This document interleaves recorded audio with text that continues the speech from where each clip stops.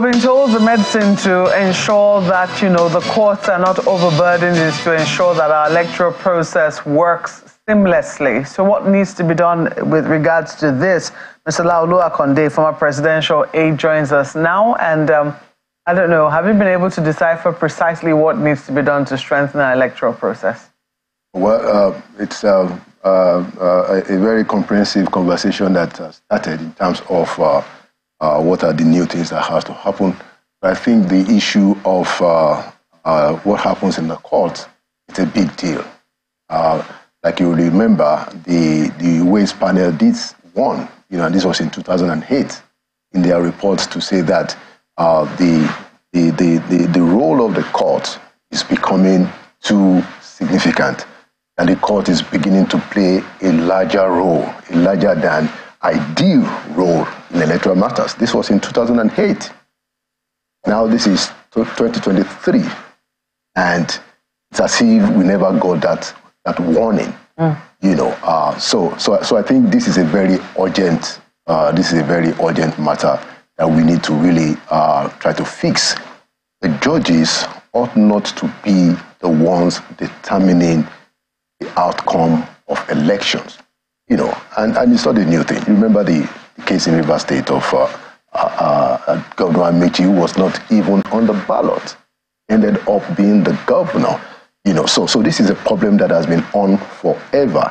And I think the time is now to try and nip it in the bud, which is where I think your last guest made a very good point. We need comprehensive justice sector reform, comprehensive one. Yeah, but he also said that the medicine to, the problems of overburdening the judiciary will be to make sure we get it right at the polling unit. So the question is, how do we get it right at the polling unit? Much as the Ways panel made that recommendation, there have been many attempts, because every year, every 4 years, we see that there is an attempt to amend our electoral act to put in more items to strengthen the electoral process. Yet, we still see more and more cases at the at the judiciary.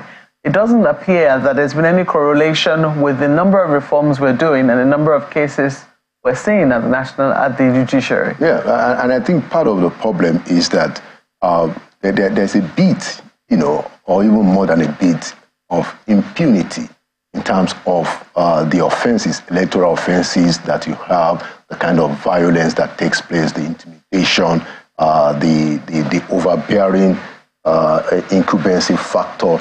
All of these things go on without being punished, without being there are no consequences for it.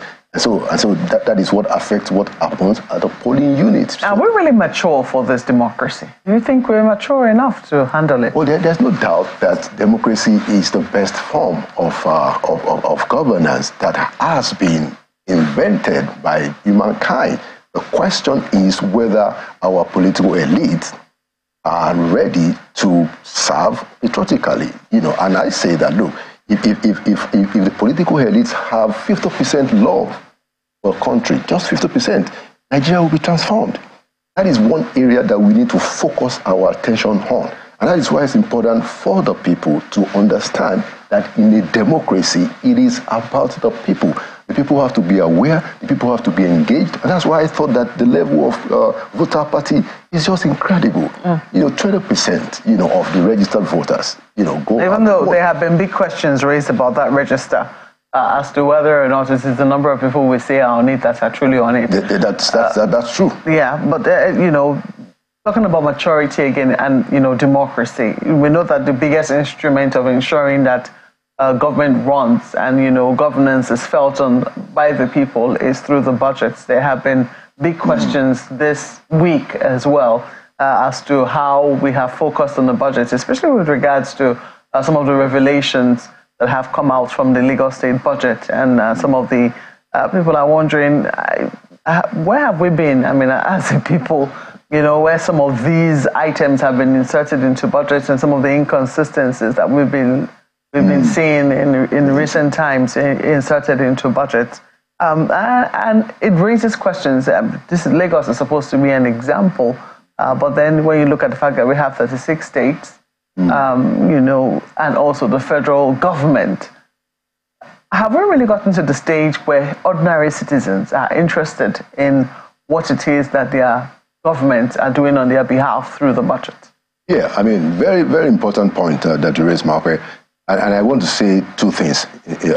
Number one, if you look at the fact that people are now paying attention, there is a greater focus, especially on what is happening in the states in terms of the budget. So that is a good thing. The level of transparency has increased. So there's more attention that is focused on it, and you will expect that the governors will begin to also modify. You're going to see that, because once these issues are being aired, publicly, it will increase the level of even their responsibility. I expect that. So that is a good thing. Now, the other important point that I want to emphasize is that the poverty gap in our country is so tremendous that people will not, the ordinary man cannot imagine the kind of monies that are being spent on certain aspects of governance.